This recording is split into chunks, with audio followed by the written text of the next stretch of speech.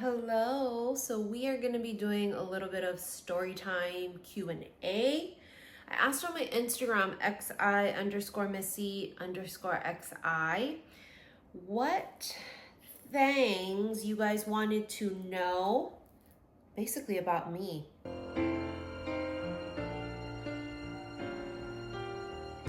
You are so beautiful to me.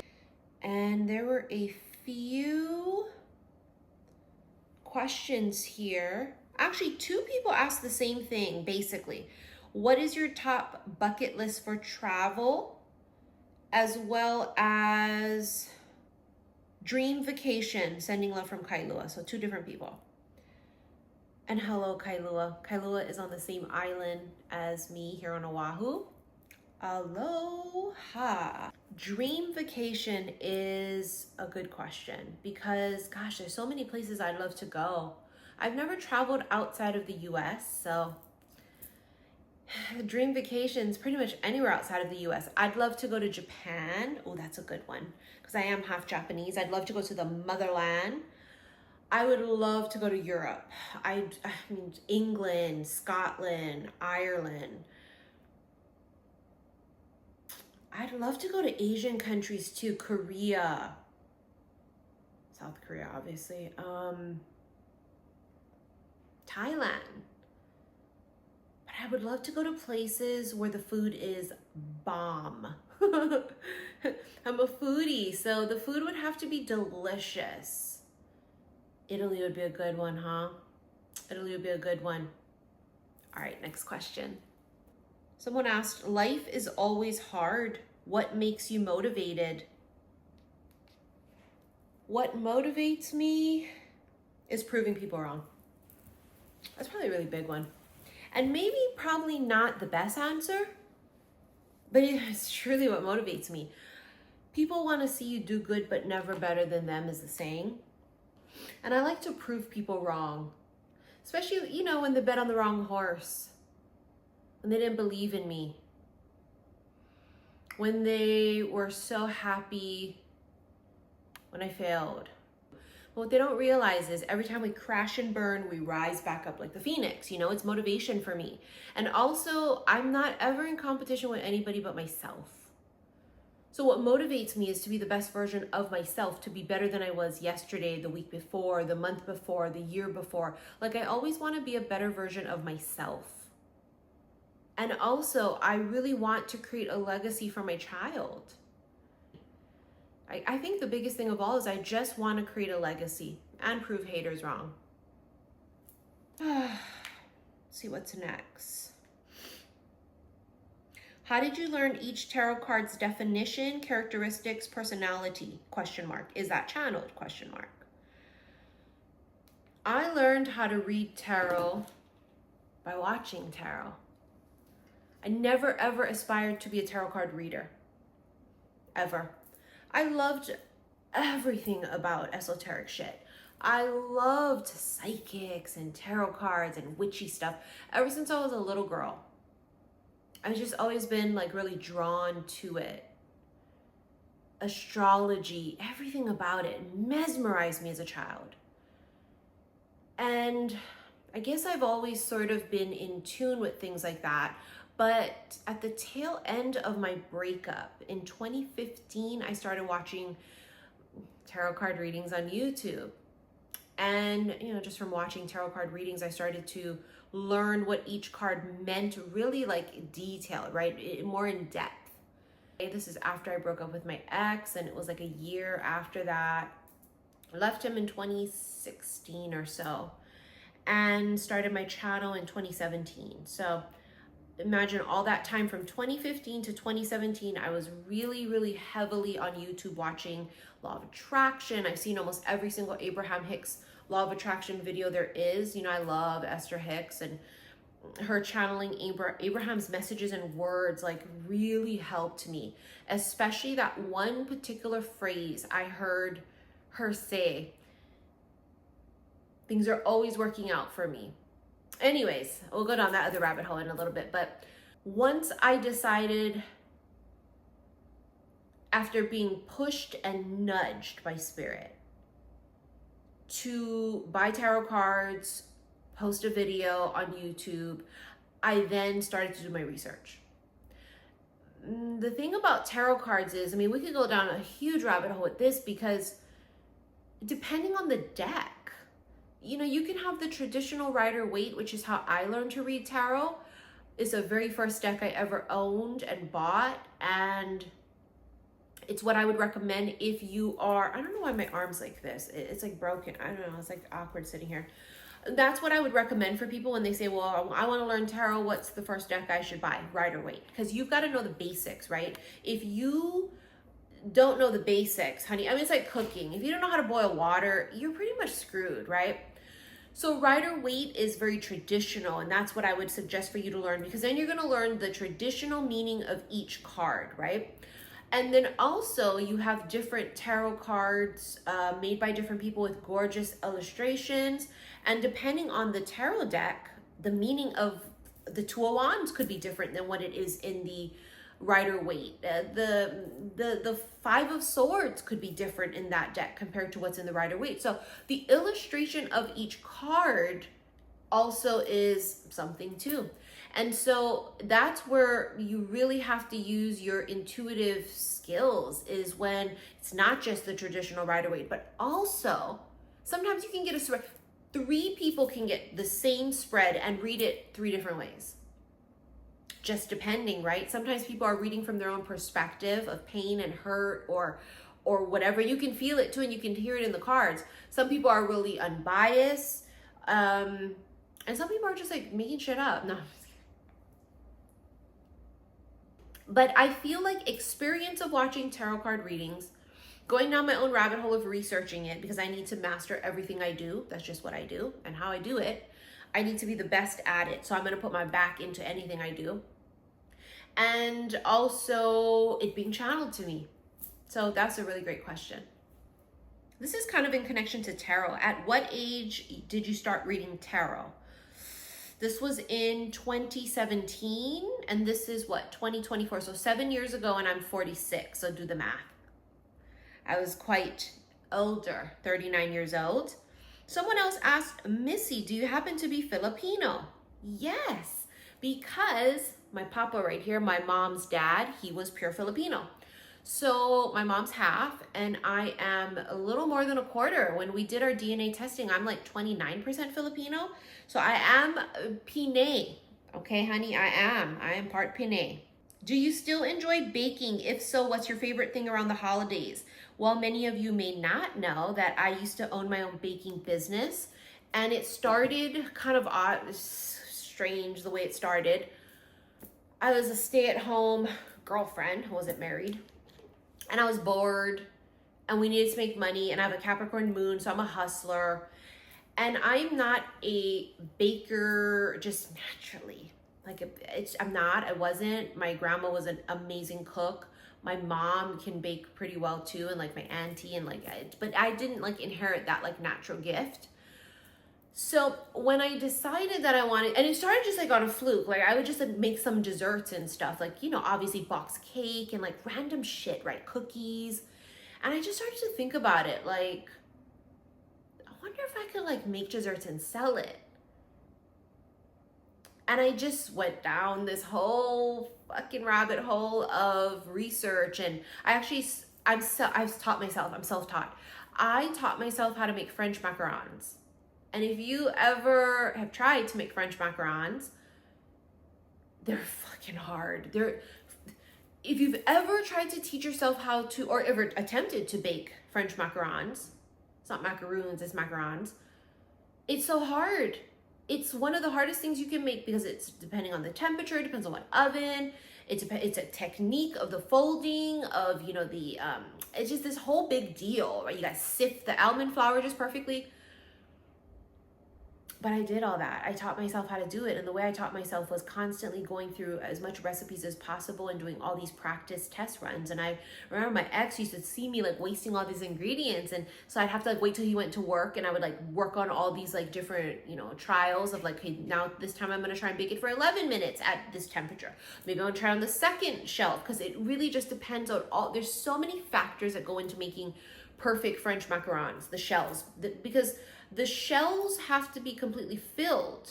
So if you were to break it open and it's hollow, you know they fucked it up. It's not supposed to be like that. And it just evolved. And like word of mouth started to pick up, and I started to become really good at it because I just did a shit ton of research and taught myself how to make the most elaborate things. It was crazy. Sometimes on Facebook, they'll show memories and something will pop up and I'll be all, I made that? Holy shit. But that was such a lifetime ago. And I haven't baked in a really long time. And I don't personally miss it. Although I did get extreme satisfaction when someone would eat something I made and loved it, right? Like you get that extreme satisfaction of like cooking or baking, but I don't miss it per se. But the big thing for me was during the holidays, during Thanksgiving, I would do obviously a lot of pumpkin themed desserts. I would make this pumpkin crunch, which here in Hawaii, we love pumpkin crunch. As it gets closer to the holidays, I'm going to be making pumpkin crunch with you guys here on my lifestyle channel. But I used to do it like the traditional ways. People would just top it with Cool Whip or make like a whipped cream cheese frosting on top. But you know, I had to be bougie about it. And I love cookie butter. So I would top mine with a cookie butter whipped cream, and then I would drizzle it with caramel. So I had a lot of cookie butter, pumpkin, caramel desserts during Thanksgiving, Halloween-ish times. And then during Christmas, it was all red velvet base, which I was actually known for my red velvet desserts. I used to make a red velvet cinnamon roll during the holidays, Christmas time. Red velvet butter mochi. I used to make red velvet banana bread. So probably my favorite thing that I used to make during the holidays was my red velvet cinnamon rolls. And this year I would love to do that with you guys, do a video with you to show you how.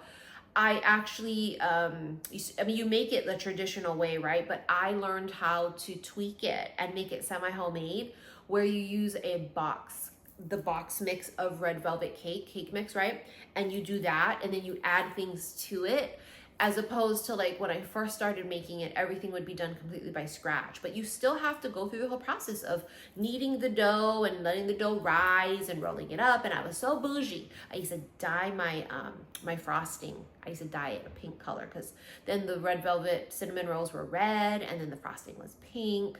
So it's probably one of my favorite things that I miss making and eating. I used to make a cake batter cinnamon roll too, which was really delicious. And I do miss all of the pumpkin desserts. Maybe this year I'll do a pumpkin crunch with half of it with regular whipped cream, and then the other half of it with cookie butter whipped cream. Is so delicious. But you have to love cookie butter and caramel, because I drizzle it with caramel. It's so good.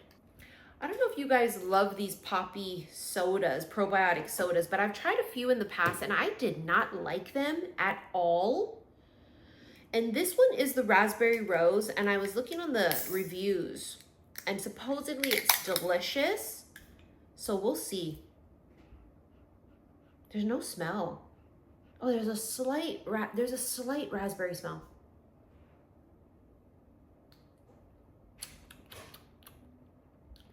That's not terrible. That's not terrible. I don't taste the rose, but it does taste like raspberry.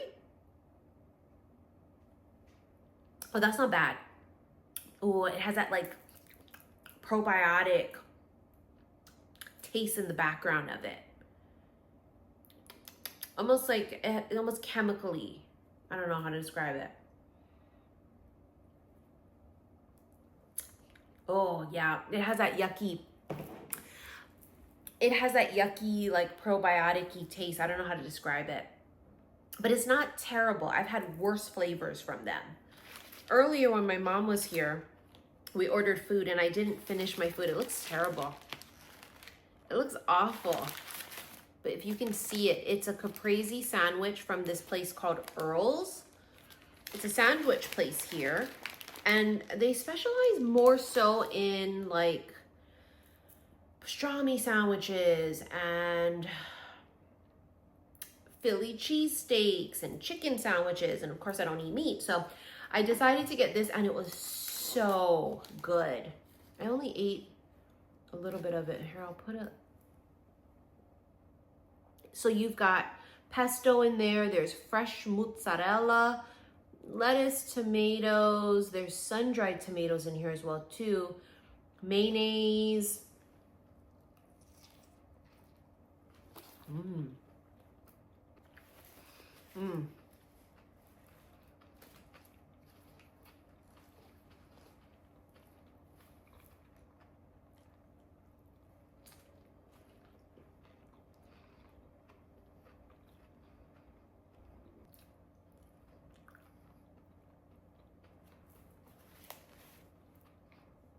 That was a good bite.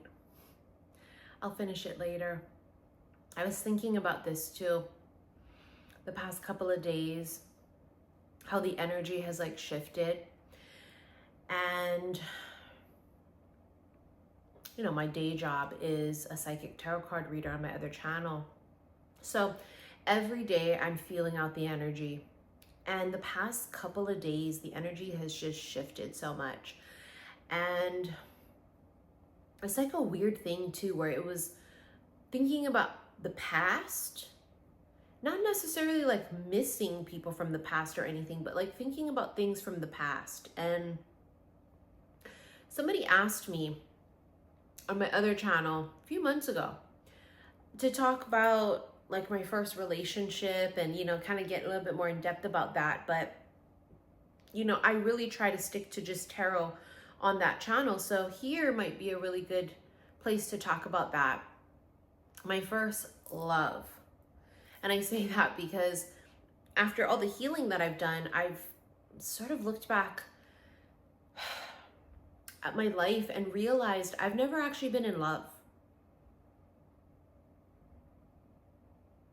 I've loved people and cared for them, but I've never actually been in love. Although in the moment I thought I was, right? Oh my God, I'm so in love with them.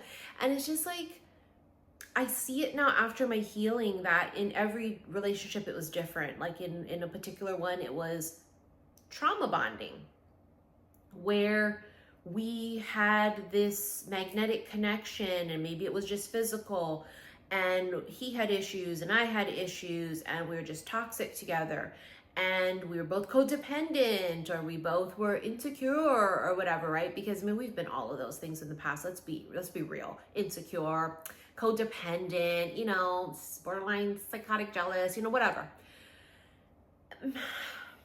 Some of them was just physical attraction. But I've never actually been in love. And again, it was like shocking to me when I had that realization a few years ago, where I thought, you know what? I know what that feels like because I channel it in my readings and I've seen it, right? But I've never experienced it firsthand, but I know what it feels like from feeling it from a perspective of feeling out the energy, and it's, you know, oh my God, whatever. But I've never personally experienced it. And I mean, I've come close quite a few times. And again, where I thought maybe I was. I think I was in love with the idea. I was in love with the potential of the partner I was with. I was in love with the temporary attention. I was in love with the physical attraction, right? But I don't think I've never actually been in love with a person. I've loved and cared for them. But I don't think I would have had that clarity had I not taken all these years to be single, celibate, and heal. So someday, do I hope to fall in love? Of course, I want to experience everything. in this lifetime. Like I want to experience everything, the highs, the lows, the love, the hate, you know, the laughter, the crying. Like I do want to experience everything in this lifetime. Of course I want to experience firsthand what it's like to be in actual healthy, high vibed love. Because I know what it's like to be in toxic love and unrequited love. I know what it's like to be in all of those types of love. I've never experienced it. And it's not like I feel sorry for myself or I feel gypped, like, oh my God, I've never been in love. I actually feel like this weirdness about that where I'm like giddy about it because the man I marry is going to be the man I fall in love with. And he's going to have that honor of being the first and only man I've ever really been in love with. So it's kind of like a gift to give my future husband, because I do want to get married. I have both of my weddings planned. I always joke about this, but I'm not actually joking. I want to have 2 weddings, one here in Hawaii, a very beautiful, gorgeous, sort of traditional, intimate, bougie, you know, wedding here in Hawaii. And then I want to have my second wedding in Vegas, because Vegas is one of my favorite places ever. And I want it to be fun, and I want it to be, you know, like red, black, and white themed, like the deck of cards. And I want to wear like a red or a black wedding dress and get married by an Elvis impersonator. And I just want it to be so fun. So it's not that like I don't want to get married. I would love to get married. I'm just not in a rush to get married, because I'd rather wait long than marry wrong is a saying, right? That's a saying, wait long or marry wrong. And I've never been married. So I've never been divorced. And, you know, they say, right, it's cheesy as fuck, I know, but they say good things come to those who wait, and I believe that. Because I believe it is really, truly an honor to be with me. And I want to feel that way too, right? Where I feel like, I want it to be vice versa, where I feel like it's an honor to be with me, and my partner to say that they feel that way. Like they feel like, yeah, it's an honor to be with me too. Because we have come to this place in our life where we both understand who we are. We are comfortable and confident in our own skin. And we have ironed out most of the wrinkles, you know? And we're just secure. And it would be an honor to be with me. Because I might be crazy, but I'm self-aware crazy, right? There's a difference. I might be crazy and eccentric and slightly dramatic sometimes and non-emotional and then very emotional, right? I'm like 2 sides of the same coin. And I might be sometimes difficult and picky and moody. But at the core of me, the reason it's an honor to be with me is because I know who I am. And I just want to be happy, and I want to be at peace. And I want to build an amazing, beautiful life. And I want to find someone to build a beautiful, amazing life with. And I want to do that with a person who wants to grow, who wants to learn, who wants to build an empire as well. And I am loyal, so loyal almost to a fault. And I may not be nice, but I'm kind. And I may not be surfacely understanding, but if you give me a few minutes and a few moments to digest, I am very understanding. And I've also experienced a lot of pain and heartbreak. And I think because I've experienced so much pain and heartbreak in my life, I appreciate the good and the happy so much more than the next person who didn't experience so much pain and heartbreak, right? Like, people who have never hit rock bottom, they don't really truly know. All they know is what they have and what they've known previous. And for people like me, we've known heartbreak and abuse and betrayal and losing it all and having nothing and building it back up. And so I come fully loaded to the table because I bought the table. Motherfucker, I built it, you know? I come to the table wanting to put in work into a relationship and not expecting my partner to do everything for me. I don't believe in 50-50. I believe in the type of partnership where if today I can only bring 20, My partner's got the other 80. And if tomorrow he can only bring 10, I've got the 90. You know what I mean? Like, that's what I want, and that's what I believe exists. And I mean, that's what I really feel like it is to truly be in love. I feel like to be in love with a person, it's to love not just their physical, it's not to love their personality, but it's to love their essence, their aura, their soul. It's to love them body, mind, and soul. It's to love every piece of them. And to also feel like your life wouldn't be the same if they weren't in it, right? And I know that temporarily when we've in the past gone through breakups, you felt like I could not live without them. But I mean, bitch, we're breathing right now. You know what I'm saying? We fine. I think that it's that thing about like, if I didn't have you in my life, there would be this obvious difference. I could live without you, but I don't want to. And I think that's the biggest difference of all. So when people ask, do you want to get married? Do you believe that can happen for you? Well, of course I believe that could happen for me. Absolutely. Just because I'm 46 doesn't mean I'm out of the running. You know, it's like sometimes I think people think, well, now that you guys are older, well, but I think now that I'm older, I'm going to be able to appreciate it so much more. I think I'm going to be able to appreciate it so much more. And I remember my first boyfriend. I was a late bloomer. I didn't have my first actual boyfriend until I was like 19. He was so cute too.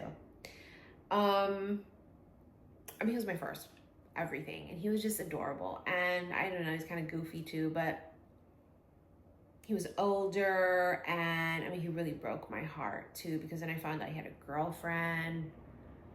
She was going to school on the mainland to college, and I found out because one day we were at the mall with his really good friend became my friend. I've always had a thing where like straight males have always been like my really good friends. Like I've always had like a straight male best friend.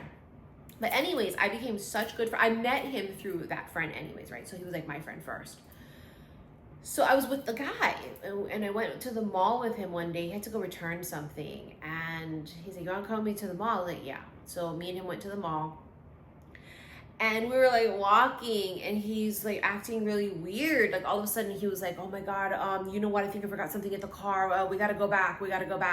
Trying to get me to turn around. And I was like, what? Okay. And like right before I went to turn around, I looked and I saw them. It was devastating. I was so young and dumb, and I was like, oh my God, like I remember just being devastated, like crazy. And I was crazy too. Like on the drive home, he drove. I think he was driving my car. It was my car.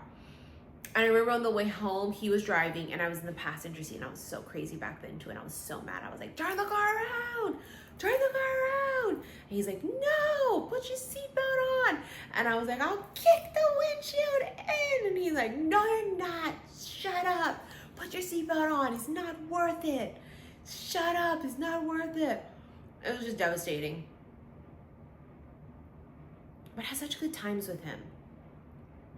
He was taller, but not really tall. And he was part Hispanic. I just still remember he was part Hispanic. He had like a mustache. He was really cute.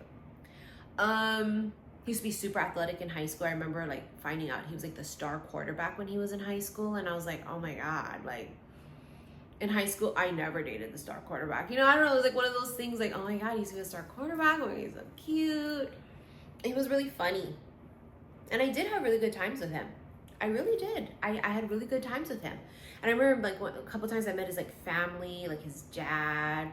I used to always go to his house. That's why. So that's how I met his family. I always used to go to his house. Like I would sleep over there like every night. But he broke my heart. And I remember thinking, wow, you can't really believe anything they say. And I've had to learn that lesson a lot in my life. Because you know how you meet somebody and you'll be like, oh my God, I know I can trust him. And then you just like couldn't. And it's so funny. If I saw him today, I would be like, oh my God, oh my, hi, how are you? Of course, no feelings or anything like that. But I think it would be so cool to see what he looks like now and what he does and how many kids he has. Oh my God, I still remember this too. One time we were at this party at this beach house, and me and him were kind of like off and on at that time, and he was like being really weird. And he used to do this thing where he's like try to make me jealous. So awful. I mean, there's the toxicity back then. He used to try to make me jealous. And we were at this beach house party that our mutual friend, that was my really good friend, he was throwing. We were just having like the best time ever. And he like was being weird when I got there and being kind of cold. And I was like, oh, this fucking guy. And then he like disappeared for like the longest time. And it was like a kind of pretty big beach house. And I remember I went to the bathroom and he was in the bathroom with the door open, like talking to this girl, and this girl was like all over him. And I was like, what are you doing? Who is this? I didn't say it in those words, obviously. And she was like, oh my God, is this your girlfriend? Oh my God, oh my God. And he was just like, nothing's happening, I'm just talking to her. And I just remember it went like downhill from there. And I will never forget this. I will never forget this. I don't think I've ever talked about this on camera on my other channel. But I still remember when we broke up, I used to work at a call center for the bank, a local bank. And I worked, customer service that you call. And I will never forget it. So we had our own direct lines right at our desk. And I remember one day I went to work and I had a missed call, like a voicemail waiting. And I listened to it and it was, remember back in the day we used to do this where we would hold the phone to like a song, the radio or something. And I remember listening to the voicemail and it was Michael Jackson's, like an old Michael Jackson song. I forget what song it was. It's not You Are Not Alone. I forget what song it was. Oh my God, I have to look it up because I'm cackling inside. It was the funniest shit. And I remember I got emotional and I made all my coworkers listen to it. Hold on. Oh my God, She's Out of My Life. The song. And it was like on a voicemail message. And She's Out of My Life. Oh my God. And if you ever heard that song, it's so sad. She's out of my life and I don't know whether to laugh or cry. I don't know whether to live or die. And it cuts like a knife. She's out of my life. Oh my God. I still remember. That's not the best part. So I'm listening to this voicemail on my office phone. I'm like 19 years old, okay? Like literally not even 21. And I'm like, oh my God, I'm making everybody listen to it. And they're like, oh my God, who do you think it was? Who do you think it was? Because it was like, you couldn't see the caller ID, although we did have caller ID back then. You couldn't see it on the phone. I don't know, it was like a private number or whatever. And I remember I got home from work that day. And even though I lived with my grandparents, right, I had a private phone line in my room and I had an answering machine. And I still remember that I had that same song on a voicemail left on my my home phone too. And it was obviously him. And I remember it being like, did you leave me a voicemail with Michael Jackson's song? And he was like, no. And eventually I got it out of him. I don't remember how or when, how fast, like how quickly, but I remember confirming that it was him. He's like, yeah, I did, because I don't know, are we doing the right thing? Like, I'm not sure. I miss you and I love you. And I was like, where's your girlfriend? And like, he literally was like, home? I was like, oh my God. The crazy things that we did back in the day. She's out of my life. Absolutely hysterical. Like now, obviously, I feel like I would do such a better job choosing men. You know what I mean? Like, not only is my intuition, like, my knives are sharp as far as my sharpness of my intuition. Like, honey, I am very psychic. And I know sometimes it gets clouded when we like somebody and like, I mean, trust me, when you're in it, like first of all, I'm a love doctor, right? That's what I do all day, every day. It's what I've done for 7 years. People come to me, they ask me, Missy, he said this, what does he mean? I'll be like, this is exactly what he meant. This happened and his body language was this, and he said this, and he didn't say that, and blah, blah, blah. And I'll like know exactly, I'll like be able to read it like a book, like seriously. But if it happens to me, I'll be like, oh my God. He said, what did you do last night? And I'll be like, oh my God, was he mean? Like, was there like a hidden meaning to that? Like, I'm just a girl standing in front of a boy asking him to love me. Like, it's just insane how when it happens, when it's you're clueless. Obviously, it's also because we can't use our own gifts on our own self, right? And that's why we can't just go and win the lottery and become, you know, ultra rich. I mean, that's sort of it too, but it's just funny, isn't it? It's funny how when it's us, we're just like, what did he mean when he said that? You don't even know. I'm just like I'm terrible at that. I don't flirt. I don't know how to flirt. If you think I'm flirting with you, I'm just being friendly with you. And I feel absolutely zero attraction to you. Because when I like somebody, I instantly shut down and I just won't even look them in the eye. I won't really want to talk to them. I just feel like, this is weird, but I can't flirt. Because I don't want to flirt. Because I feel like weird flirting, you know? I feel like it's abnormal or something. And I mean, I guess I've caught myself flirting with a guy that I liked and then realized it and became self-aware, and then I kind of clammed up again. Because I think it's just like natural when you have chemistry with somebody that you just start vibing, you know? You start vibing and you might start like, you know, and then I catch myself and I'm just like, oh my God, I'm so embarrassing, so fucking embarrassing. I like a boy. I'm always like so embarrassed by it. Like, oh my God, I like a boy. I don't know why I feel embarrassed by it. Probably because they're so, they're so, but I love them. You know what I mean? Like, I love men. They just can be insufferable. They can be insufferable and they can be so like, ooh. I mean, we're talking about boys though. Men. Well, men sometimes, you know, we say boy versus men. It's like men are the matured version of that. And you could still be a boy in a full-grown man's body. But I feel like the deeper we get into conversation, the more I'm going to start like laying down like this. Pretty soon it's going to be like how when you go to the like psychology therapist and you end up lying down. Pretty soon we'll be lying down talking about this. So I think it's time to wrap up this little story time session. And let me know what other things you guys want me to talk about. I told you on this channel I would open up a little bit more. On my Saltwater Heals Tarot channel, I'm trying to focus mainly on tarot card readings. But on this channel, you know, we'll do a little bit more stuff. I'll become a little more vulnerable with you guys and do different things. So let me know what other things you want me to talk about, other questions you would like for me to answer, and let's do it. All right, I hope you guys enjoyed watching. I will see you guys again real soon. Bye.